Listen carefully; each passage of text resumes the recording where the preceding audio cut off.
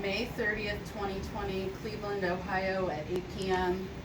Lakeside Avenue, we walk up to near evacuated lawn.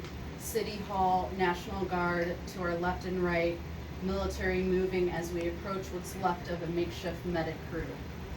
Mostly our punk friends, and a few I don't recognize, terror struck, in shock, though we don't know the horror yet, that boiled up in the cops today. Protect and serve is a real joke. We, bewildered at what we saw for the first time, burned out cop cars lined up all down the street, glass everywhere, business and bus shelters blown out, along with the Justice Center. And a man and his wife, angry at their own loss, sweeping the street. My friend pepper sprayed in the face multiple times. John Sanders losing his eye after being shot in the face. Derek Chauvin later convicted for the murder of George Floyd for kneeling on this man's neck until he was all the way dead, while off-duty paramedics yelled to stop, and onlookers recorded all 8 minutes and 46 seconds. At another demonstration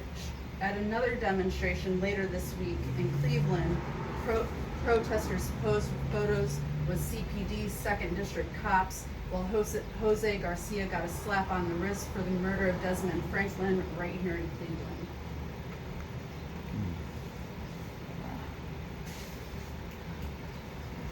Yeah. This next one is called Nothing to Fear or No Thing to Fear. Anything I have to say about summer of protests of Bloody Sunday, Cleveland, May 30th, 2020 is a farce. I and my safety from murder at the hands of cops, as if I ever worried about leaving my house or sleeping in my own bed or driving my car down south through Texas to start a new job. As if I ever had to tell my son to be careful, to not engage, or play with a toy gun at Cadell Rec right up the street from our house on 73rd, or ask what adults he might be hanging around with at 3 a.m. in this city. My mother didn't fear for my life when she called the cops a weapon in her control as a white passing Puerto Rican woman in Vermilion, Ohio. I have never had my head slammed into concrete while she looked on, never had to address reporters while sobbing through her loss. So this next piece is a little bit of a different flavor.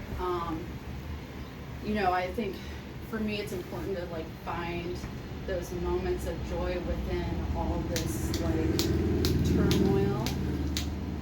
So this one's called Joy 2020 Summer Protest. Come on, baby. Yeah. Come for smoothies and wheat cupcakes on a hot day in my backyard. Talk about school, your dog, wear that summer dress with the straps in the backs and the pentagram earrings that swing.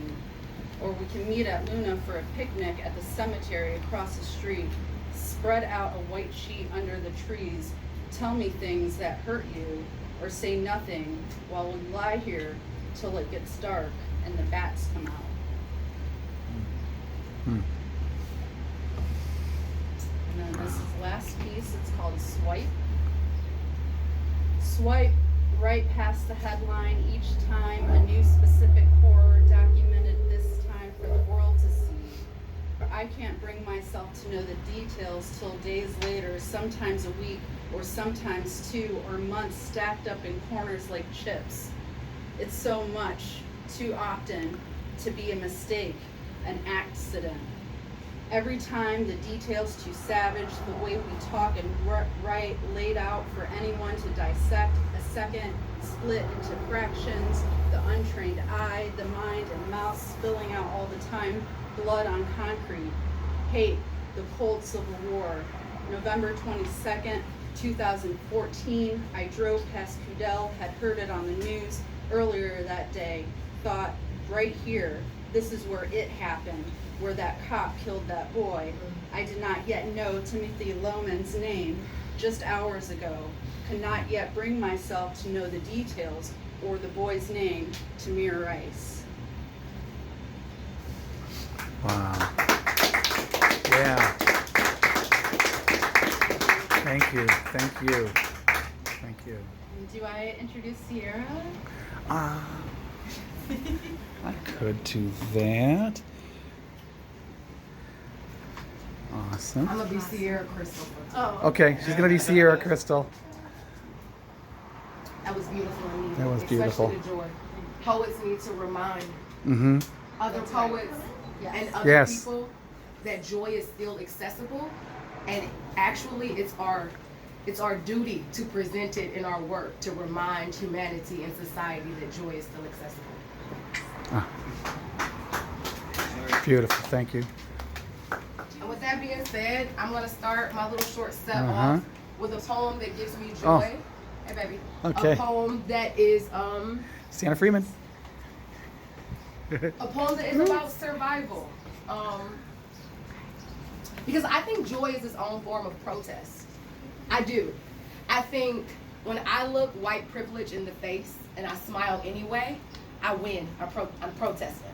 When I look at misogyny in the face and I smile and I overcome, I'm protesting. My joy is a protest. And I think other people need to start using joy as a protest.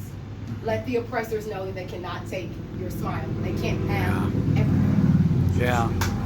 True. Do that. So, I'm stealing it. y'all want to talk about mamas? Okay then. My mama. My mama, so strong, a hurricane named his kids after hers. My mama. Mm-hmm. So much pressure. She made 3 diamonds in 39 years. My mama. So smooth. She talk like her skin. My mama. So smart. Y'all. She became my mama. My mama. Mm-hmm. My mama. So black. America don't know whether to kill her or clone her. My mama. So hood. If you GPS survival, you end up in her arms. My mama. Mm-hmm. So magic, unicorns chose not to exist when they heard she was coming. My mama. So old, baby, she could teach you something. My mama. So bougie, she taught me not to talk about other folks' mamas. My mama. My mama. So Midwest, she said, bless your heart. It meant fuck you, my mama. So down south, she said, bless your heart. It meant fuck you, my mama. And so many summers in Brooklyn with her cat, she said fuck you and meant fuck you. My mama will whip your ass so fast you forget what you done did. My mama will gather you in her arms so fast you forget what you done did. My mama so fly, she got birds embarrassed. My mama so pretty, she make flowers shy. My mama so loud, the devil shh.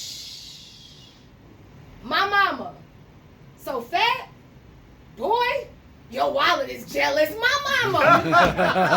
My mama. So soft, boo, your edges is jealous. My mama. So fresh, my God, your breath is jealous. My mama. So black, she gave her 3 daughters everything she got. My mama. So poor, she gave her 3 daughters everything she got. My mama. So hood, she gave her 3 daughters everything she got. My mama. So nosy, and she nosy, y'all. But she kept me alive. Thank you. Woo!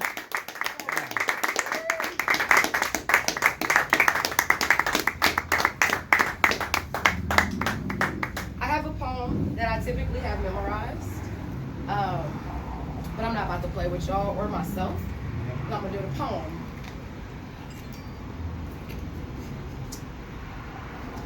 Urban girl writes her city's name on tomorrow for Cleveland, Ohio. Because I don't blame the dirt for wanting to shimmer. I blame the water for thinking it's too good to make mud. 1, some people think my city is a punchline. They think we're really bad at sports and staying alive, that we are so ugly, no one would ever put a ring on it twice. Here's a joke I've heard. Why do birds fly backwards over Cleveland. Because there's nothing worth shitting on. What's the difference between Cleveland and a bucket of shit? The bucket. Some people, these are actual jokes I've heard, y'all. These are actual jokes I heard. Some people think we have the filthiest motherfucking mouths in the Midwest. My city thinks some people are what happens when you don't grow up here. When you grow up somewhere sure, tomorrow knows your name and will call it till you answer. My city thinks that's a joke. It will only get in hindsight. My city don't get nothing till after the fact. Till LeBron returns. Till the protesters leave, till the crime rates drop some. My city might not be here when any of that happens. My city might be at the crossroads waiting for everybody else. Knock, knock, who's there, Cleveland? They be like, lock your doors and turn off your lights. My city makes the apocalypse look reasonable to outsiders. My city looks itself in the face every morning without wincing. My city can't say its own name without hearing Tamir Rice scream, without hearing no scream at all from 3-year-old Major. My city is a dead baby joke you laughed at and now you're embarrassed about. Here's another joke I heard. How do kids from Cleveland spend their first week of school? Studying their Miranda rights. 2, Cuyahoga County was named by the Seneca Native Americans. It means place of the jawbone. And the jawbone is the hardest bone to break, but it is typically the first place punched, and I ain't learned that anywhere. My daddy told me when I was 8. He said, no one alive knows who or what, but our city was struck in the jaw, he says, when the Cuyahoga River caught flame. It was blood. Stepping outside to get some fresh air, he said, it was all of our blood. Anyone who is born or will be born in Cleveland, and they think that our blood is dirty, and they think we are all wounds festering, and they think we will infect them, and sometimes no one notices a person's problems until they set themselves on fire. My city is a proud pyromaniac licking ashes off its fingers. My city knows the recipe on making water thicker than blood. My city would tell you, but it don't trust you not to laugh. Thank you. Yeah. We're not Detroit.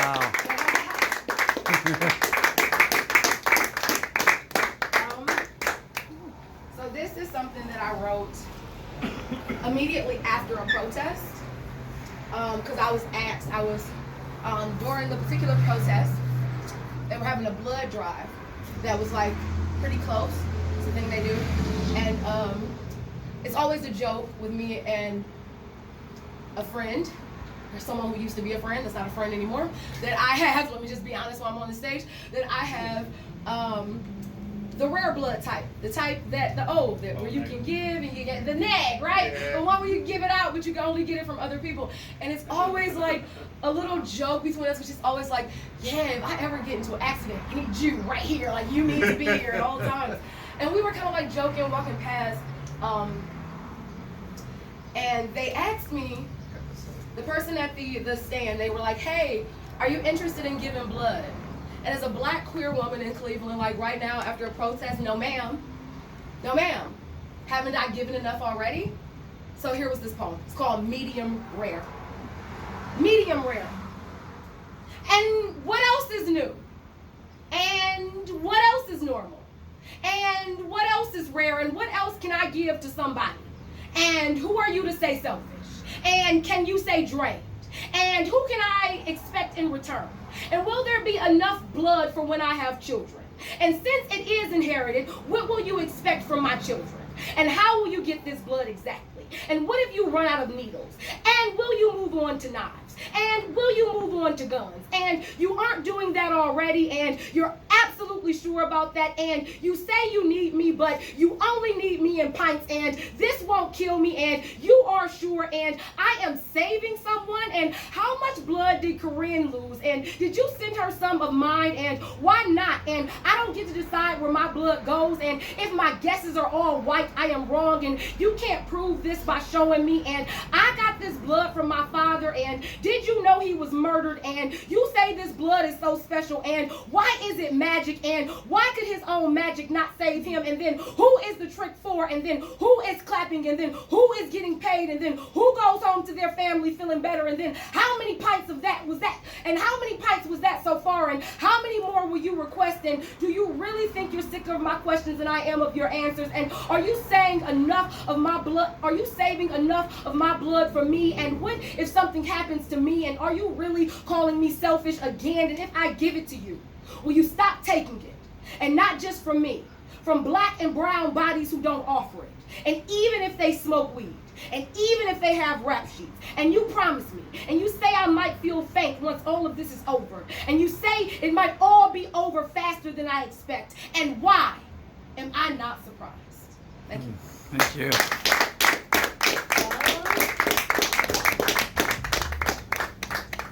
And then I'll do this last one and we'll move that out.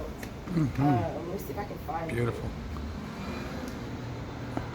To be honest, like I don't write really politically based things. I don't. Mostly because like, A, that's just not my genre as a writer. That's just not where I go to. I'm not a documentarian type of writer.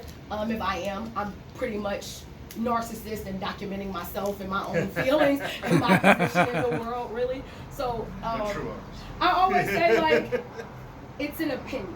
Most of my poems are, they fall more, I read a lot of poets and I'm like, that's a fact. I know you feel like that's an opinion, but that's a whole fact. And I always try to stand on the idea that these are my feelings. So I'm okay with people being like, I don't agree.